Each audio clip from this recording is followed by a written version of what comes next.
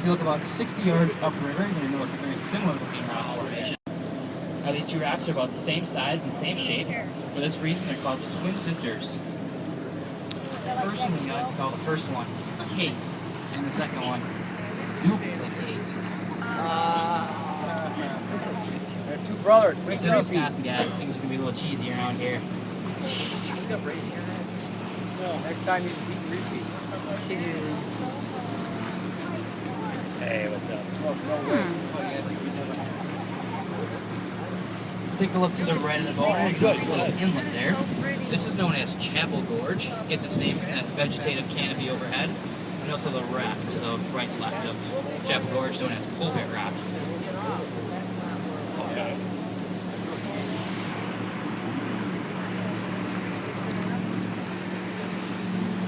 Okay. Oh, nice. Look what's windy. Now, as I said earlier, this part of the river is known as the Narrows. The narrowest part of the Narrows here is about 52 feet wide. And at the deepest place, it's about 90 feet here. It's the second deepest place on the Wisconsin River.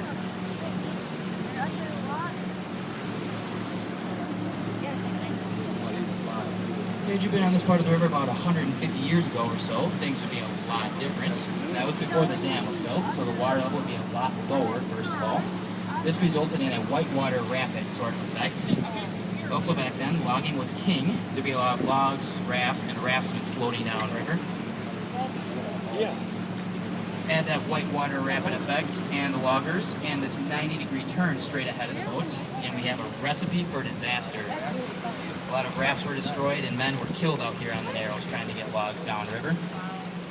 And for this reason, they dubbed this part of the river the Devil's Elbow.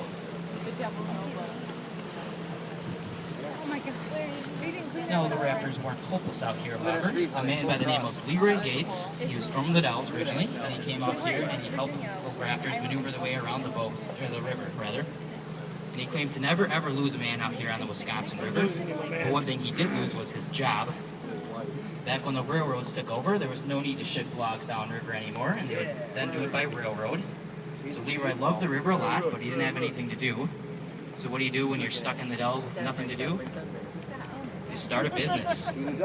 Leroy Gates is our very own founding father. He's the man who started the Dells boat tours back in the day. Leon Phelps. Take a look at the left of the boat now. It's coming up. It's on a flat slab of rock about 5 feet above the water. There's an inscription, and it reads, Leroy Gates, Dells and River Pilot, 1848 to 59.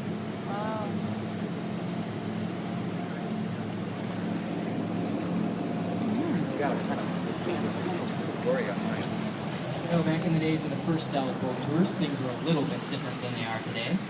Back then, if you wanted to get a tour, you'd head over to Leroy's private dock, give him 2 quarters, and in exchange, he would give you 2 oars. You have to oar yourself around the river, while Leroy would sit in the boat with you, probably drinking a lemonade, maybe basking under an umbrella, giving you a great tour of the river. I'd like to think our customer service has changed a little bit since then.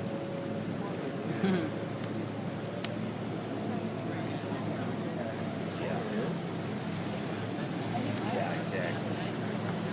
Yep. What she say? Says fun. It's nice. Hmm? It's nice. Just like Borat says, it's nice. Nice. Hmm? Yeah.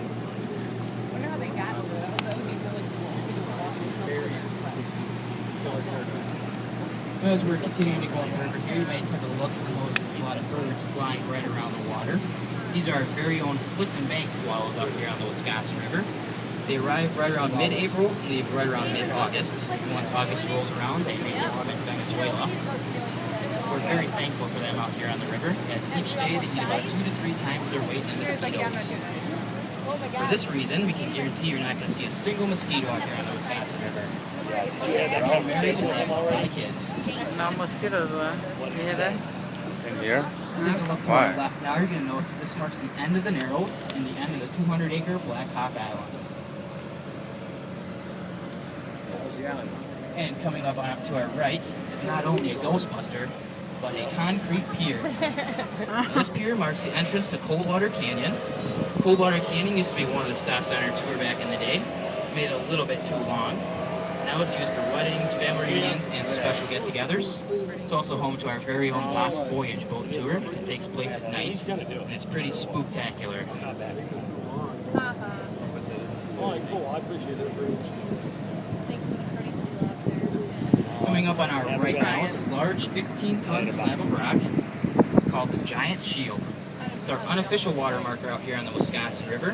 In 1993 and 2010, the water crested to the very top of that shield. Wow. Hey! You know, here on the Wisconsin River, we have a wide variety of wildlife, from deer to raccoons to bald eagles to herring to squirrels. We also have something very special.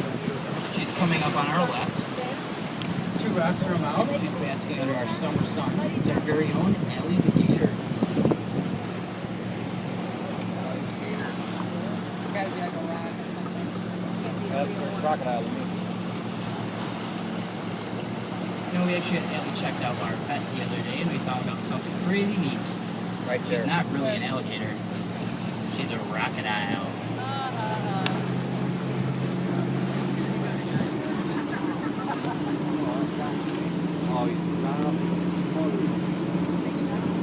Now it's been about 10 minutes here until our next point of interest. So until then, I'm going to make like a river and meander my way around the boat, answering any questions you guys may have.